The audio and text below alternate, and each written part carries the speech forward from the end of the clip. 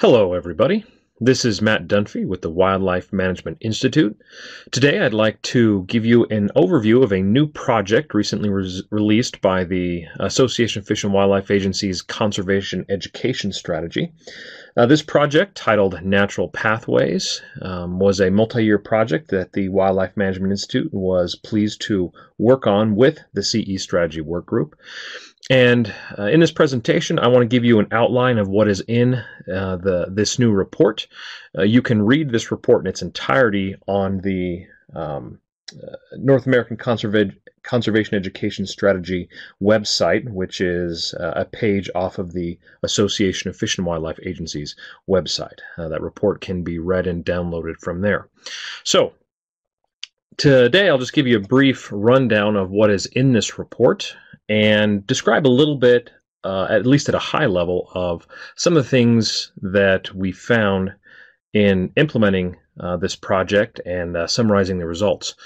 So the document itself is really in four parts. There's the background of sort of the whys this project was started, some of the original thinking behind it, some of the ideas that were presented, all of which were related to discovering how conservation education professionals can engage more participants in the outdoors by developing a natural pathways. The second part of the report is really the recommendations that we found from the 6 pilot program studies, or well, just really the 6 pilots that were done within several state fish and wildlife agencies on various topics, and some of the lessons that we and the administrators doing those pilots discovered, hopefully some of which can be useful to all of you as you create and implement programs to get more Americans into the outdoors. Finally, Section 3 of this report is kind of a culmination of a lot of things, some of which were what we learned in looking very closely at all of the projects that were being conducted by our pilot states, as well as some other things that have emerged with several reviews of recruitment, retention, reactivation efforts being conducted throughout the United States over the past several years. Things we've learned about how to design conservation education programs, or what we call R3 efforts, R3 standing for recruitment, retention, reactivation. So part 3 really discusses a way to think about how to create and implement a really good, effective program that educates and increases participation in and about outdoor recreation. Finally, probably the largest, well, not probably, by far the largest part of this report is the pilot project summaries at the end. This is where every state agency that was involved with this project, again, there were 6, were charged with summarizing the results of this pilot project that was a part of this entire effort. And this is really where the meat of this project, this Natural Pathways project, can be found. What these states learned, the lessons learned, the successes, in many cases the failures, as well as all of the information and program design templates that they used, which include evaluation templates, as well as sort of a logical flow chart or logic model of how their project was actually run. So these pilot summary reports, I think, are really gold for understanding what these states learned and sort of what we, those who worked on this project, learned in summary after going through this project. So, in review, just wanted to present the 6 very brave states who helped us in this project, and this just shows the state and the target of the pilot projects that were examined in the study, as well as the specific outcome they were looking for. So if just to describe this clearly, for instance, the first one was done with Arizona Game and Fish. The target of their program was families. That was the target audience. And then the outcome was to create within those families, shooting sports participants. So that was the ultimate goal. That was the behavior change, so to speak, that this program, this pilot program, was trying to create. And you can see for yourself the remaining pilots, the states they were in, their targets, and their outcomes. Obviously, you can see we tried to spread a degree of target types as well as outcomes. In other words, programs trying to make various types of outdoor participants. All of that with the intent to try to understand what we can about this idea of natural pathways and how people might or might not move down them. So these pilot programs were selected by a subgroup of the Conservation Education Strategy Work Group, and in exchange for them or allowing us to work with each of those states, helping them design the logic of their program, or at least define the logic of their program, requiring them to submit to evaluations and then getting the data from their evaluations. In exchange for that, this project, which was funded through a Multistate Conservation Grant, provided a certain amount of dollars to each of these pilots to subsidize the expense of their programs, again, in exchange for us being able to follow them, work with them, and get the data that they collected from implementing this program. I think it's prudent and useful to understand the assumptions we went into looking at each of these pilots, or maybe even a step or at a higher level, the assumptions we had when thinking about the natural pathways concept. This idea was, or has been kicked around in the conservation education and R3 community for quite a while. I think it was probably first formalized by Responsive Management, who mentioned it in some of their work on R3 and outdoor education. And the concept is really that if individuals are going to get involved in the outdoors, there's a potential pathway or multiple pathways that we as professionals can create for those individuals to move from non-participation to actual outdoor participation. And part of that idea is that, well, if we target individuals who are already participating in the outdoors, maybe it's easier to get them to adopt one more activity, an additional activity. In other words, if we're trying to create anglers, maybe it might be prudent to start with someone who's already canoeing or boating or enjoying some sort of water sport, because they're already engaged, they're already spending time in the outdoors, and perhaps it's easier to create a pathway from that activity to angling.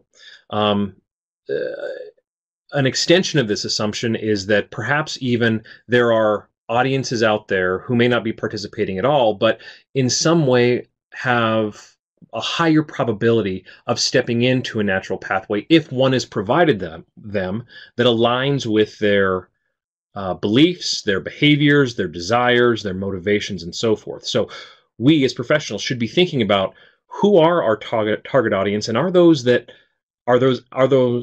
target audiences out there who can be facilitated down a natural pathway if we think about the steps that align with who they are and what they're doing. So in this project, we really looked at, or I should say the pilot projects really looked at targeting audiences who were otherwise somehow already engaged, to see if it was easier for those groups to adopt either more frequent participation in activity or a unique, different activity. So if you target, again, those in water sports, are they more likely to become anglers? If you target shooting sports participants, is it more easier for them to become hunters, and so forth? And I would say this wasn't a strict assumption. It was just something we wanted to look at to see if there were any differences in some of the audiences that participated in the pilot programs. The other assumption that I've kind of wrote it into an equation here, and I'm not sure that's the best way to represent it or not, but the equation basically is this. The assumption is that folks need to be motivated or reach a certain level of motivation for them to adopt a new activity or to participate in an activity more frequently. And how do you get motivation? Well, motivation is a combination of two things. A place for them to do it with people that share similar experiences. That's that social habitat. So a community approach, an environment where they can see and share experiences with others from similar backgrounds who are seeing and sharing the same experiences. You take that, you multiply that by a combination of skills and knowledge, things that we often teach at these conservation education or R3 type programs. And if we do that, that will equal motivation. That was the assumption that we were going in there. So all we really had, well, with that assumption, all you really have to do is make sure that you increase skills and knowledge, or the more skills and knowledge you increase, the more social habitat you increase, the more motivation you might increase as well. We'll talk a little bit about what we found and if our assumptions were supported by some of the data or not. But this is really the place we were at when we started looking at these pilots. Now, the other important piece here that was considered with each of these pilots was how they moved people down this natural pathway. So how far were we moving folks down the pathway to independent participation? Again, I want to emphasize the outcome here. The goal is that we as practitioners put audiences or demographics or whoever we're trying to impact through an effort, through an event, teach them things, give them an experience, and then because of that experience, they will go on to continue and participate. The goal isn't for us to just give folks a good time, they have a good time, and then they never do it again. The goal is to change their behavior and really get them to participate in these outdoor activities long term.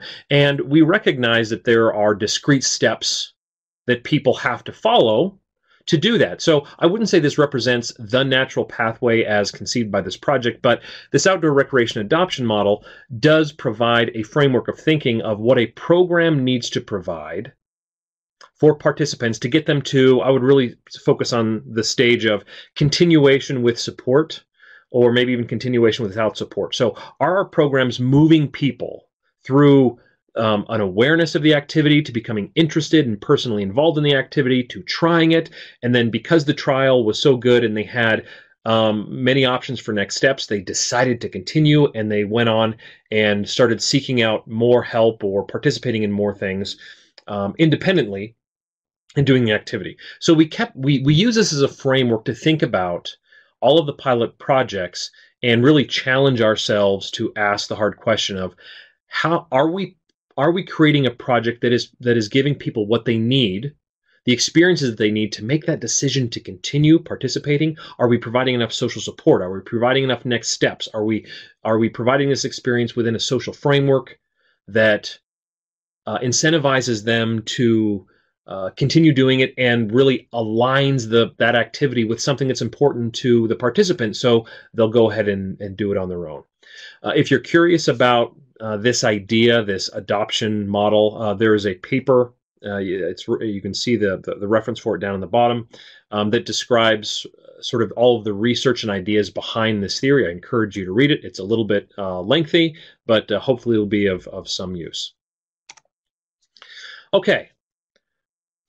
In an effort not to make this presentation too long, let's jump right into sort of what we learned from the 6 pilot states that were funded by, or at least partially funded by, and supported by this Natural Pathways project. Again, there were 6 states. They each submitted a proposal for a pilot project that was accepted by the CE working group. They received some funding to administrate that project, and in return allowed us to help them write out the logic of their program, identify what it was trying to do, and then they committed to evaluating it based on evaluation templates and processes that we helped them develop.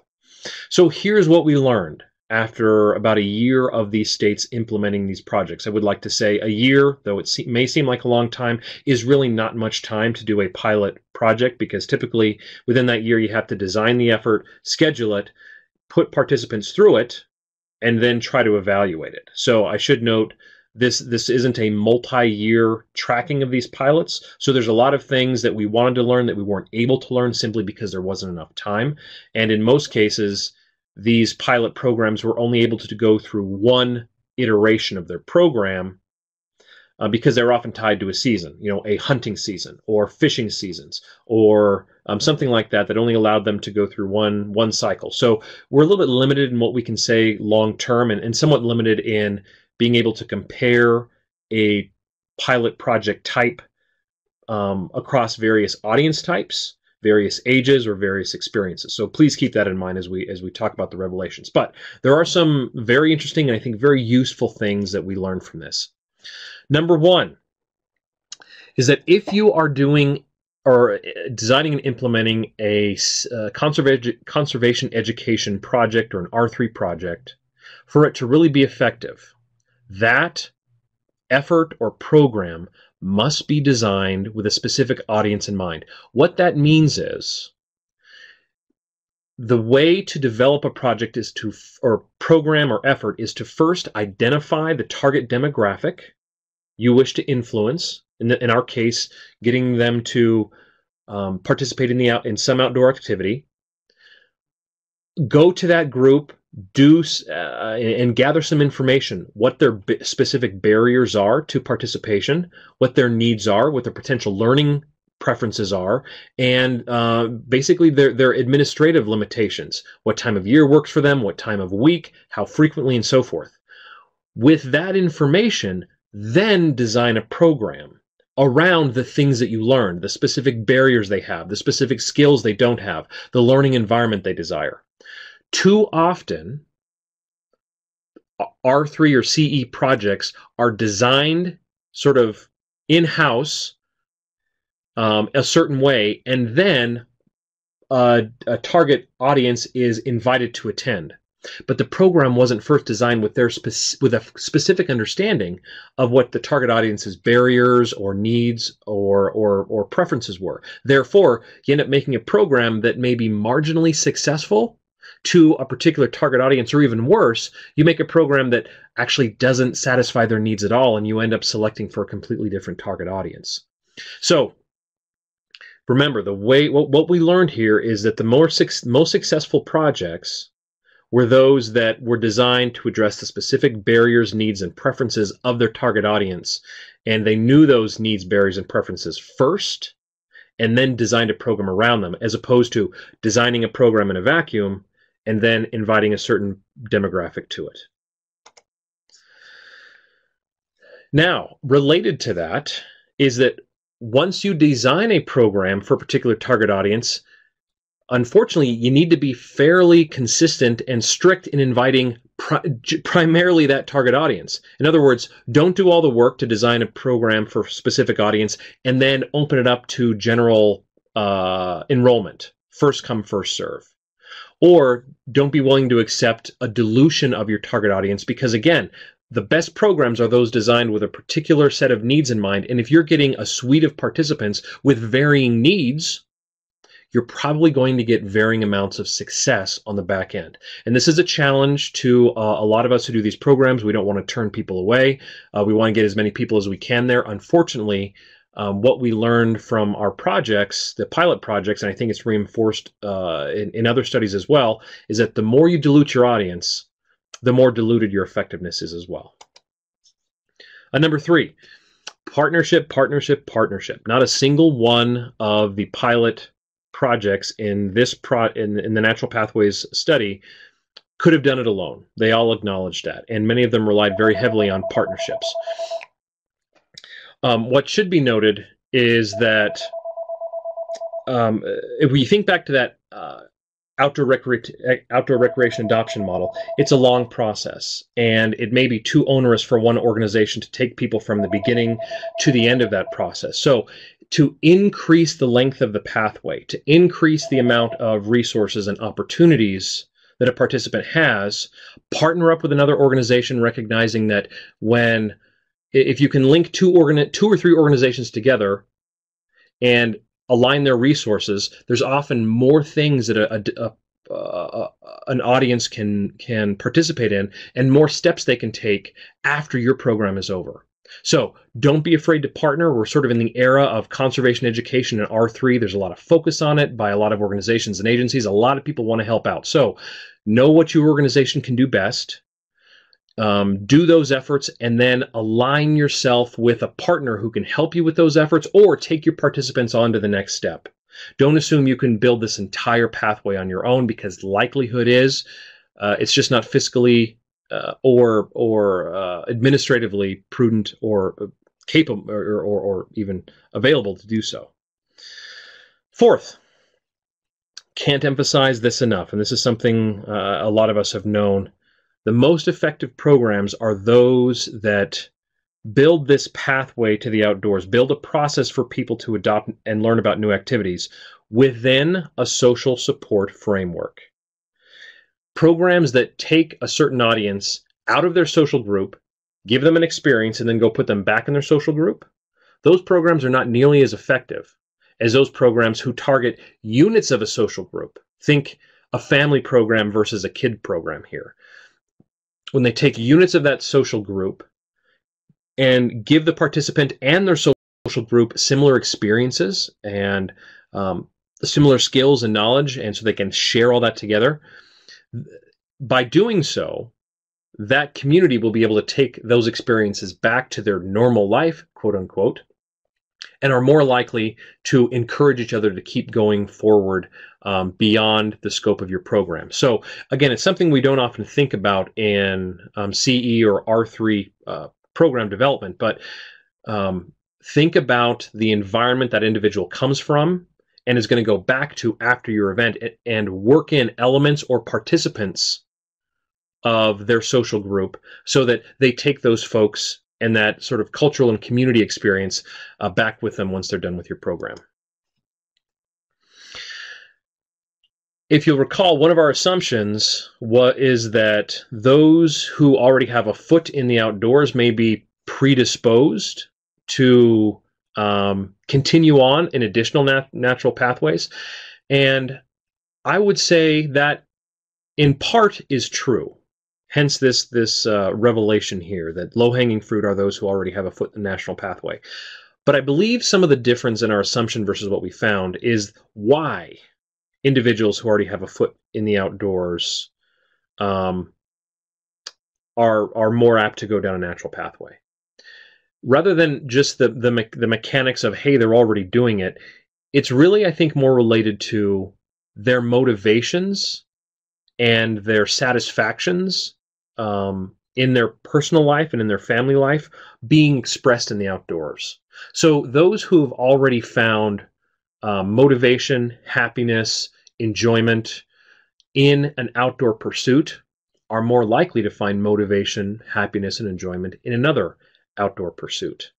But, and here's the big but here, is that if you can find an audience whose motivations and interests align with an outdoor activity, and you as an administrator do a good job of relaying that alignment through your program, what that means practically is designing a program with their barriers and needs in mind very specifically.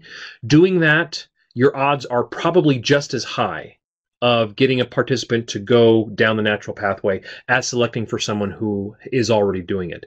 It isn't so much that the fact that someone is already doing it as it is their motivations are aligned with the activity. Things that are important to them in their life are aligned with that activity. So that's the real take home here. If you want to find the quote unquote low hanging fruit to get to target for your R3 or CE effort, find those who are already have some motivations that predispose them to the activity you're trying to get folks to do. For instance, let's think angling for an example.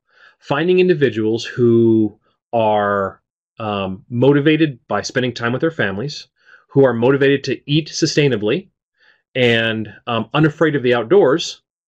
You could sell fishing as a way for local, sustainable, easy, cheap protein and good outdoor experience. But again, that logic there started with first understanding what's important to your target audience and then building a program and marketing as such based on what's important to that audience. And then finally, and I'm sorry to beat this drum very heavily, but I will. This is probably the most important thing that we can do, and I think the most important thing we learned from this project is that evaluation must be a part of all of our efforts. The reason is simple. Without evaluation that tells us how we did in achieving our final goal, the ultimate outcome, which is really the desired behavior change of our participants. Without evaluation, we don't know the impact of our efforts in the degree we change that behavior or the likelihood that we're going to change that behavior. If we don't have that information, we'll never be able to improve our programs, and we'll never be able to validate if what we're doing is actually having the desired effect that we want. There's a multitude of data out there from several different sources that show when we don't evaluate, we end up frequently targeting an audience that is already engaged in the outdoors. We end up selecting for people who are already doing what we are hoping they would do, because those folks are most motivated to find our programs and do our efforts. So for us as a community to understand more the effectiveness of what we're doing and be able to improve what we're doing, we have to take this step to hold ourselves accountable, to learn about the effectiveness of our program, if we're having the type of success we're seeing with our ultimate outcome, i.e. the behavior change. That's a commitment that in general we have seen lacking with CE and R3 programs, and that's a change that we really have to make as a community. To help make that change, I want to encourage back in this report, in the pilot project summaries, are evaluation templates, survey templates, questions that you can ask. I encourage you to go and read those. If you don't want to use those exact surveys, at least think about some of the questions. Look at the structure. Look at what they found. There's a lot of templates out there to do questionnaires. There's a lot of ways to ask these questions, and a lot of resources out there. So there's really no reason to not do this. It simply takes the commitment from us to realize we have to start holding ourselves accountable to the outcome we're actually having. Okay, the other thing I'd like to touch on briefly is sort of the last part of this project, which is the R3. Well, it's program design. And how do we design a program? So there's a section in this report that really provides a step-by-step how-to. And I think it's really interesting to highlight here briefly where that how-to came from. Looking at the logic behind our 6 pilot projects, as well as thousands of other conservation education or R3 programs out there, what's interesting is that they all the projects, all of the efforts, follow a very similar logic. It's basically this. If you look at this model in front of you, think of the blue boxes as the things that our participants experiences as they go through one of our efforts. So you have some R3 program. The first thing that has to happen, right, is that the right audience, your target audience, is the ones that show up. We talked about why that's important. If the right audience shows up, the next thing that has to occur is they have to have a positive experience. If somebody has a bad time, it doesn't matter how much you taught them, probably. They're going to remember the bad time. So there has to be a positive experience in the effort or program. If they have a positive experience, then we can increase their skills and knowledge. The things that we teach them and show them will probably stick. If we increase their knowledge and skills, and we've given them a positive experience, then we've likely increased their motivation to do something, which is exactly what we want to do. Now, at this point, there's kind of a fork in the road. That increased motivation can result in probably one of two things, maybe more, but generally 2 things. Number one, they have enough motivation to go and do the thing that we want them to do, participate in the activity, or change their behavior, in which case we've added them to the target population. In other words, if we're trying to teach folks how to become archers and we give them an archery R3 program and they decide, you know what, that was amazing, I'm going to go to my local range and start shooting every week, we've got them. They are now archers. They're in the shooting sports participants. But that increased motivation might not be enough for some, and this is where the idea of that natural pathway we should really think about. For some, their motivation, if we keep going with our archery example, may be high to want to learn more, but they don't feel confident enough to do it themselves. And so they need an additional interaction. They're motivated to do something, but it's not go out on their own. They're motivated to try an additional program. So we should always be thinking about these two potential audiences that come out of our participants of an effort. Those who want to go and do the activity, have we given them a next step? Have we provided where they can go, where they buy gear, where they can have another experience? And for those that need additional interaction, have we told them, now that you've learned what we've taught you, here's a chance to do it again, or with another group, or take another seminar? Those linkages are incredibly important in this Natural Pathways project, realizing that this cycle is what pretty much every R3 effort does to some degree. And I hope as you look at this and you think about your own program, you see the similar logic here. What we found is where it often breaks down is right at the end. Do we give them what they need to go and do the activity, the next steps there? And do we give them the next steps to try an additional program if that's what they really need? This is just a more fleshed out version of what we were talking about in a shooting sports effort. And this is a similar thing that we had all of the pilot projects flesh out for their programs. This type of thinking is called results chain building. As you can see, in each of the blue boxes, we've stated a result that has to occur. In other words, the right audience attends. That has to occur for the next thing to happen. If the right audience attends, then the participants should have a positive experience. If they have a positive experience, then the participants will have increased their knowledge, increased their skills. If they increase those, so on and so forth. You can see where I'm going with here. This is important because this gives you a framework for evaluation. And I'll make one more plug for evaluation here. Building a results chain or logic model for your program like this tells you exactly where you need to measure and what. Basically, you need to measure some way, whether by surveys or by some other data collection, to what degree each of these blue boxes actually occurs. In other words, you need to have data that shows, did your right audience attend? You need to have data that shows, did they have a good experience? Did they increase knowledge? If so, what kind? Did they increase skills? If so, what kind? And did all that increase their motivation and likelihood? So this gives you the framework to know what types of questions to ask. If you know what types of questions to ask, then it's pretty easy to figure out when you have to ask them. I know this can seem confusing and a little bit intimidating, but again, there's some good guidance in the Natural Pathways report to help you walk through some of this logic.